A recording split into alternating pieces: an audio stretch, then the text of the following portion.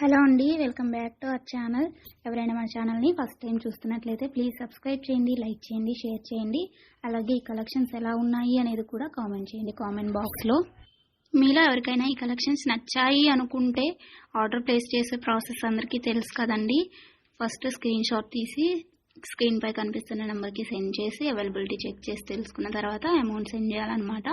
Screen పై కనిపించే నెంబర్కి PhonePe, Google pay, Paytm 3 available అండి.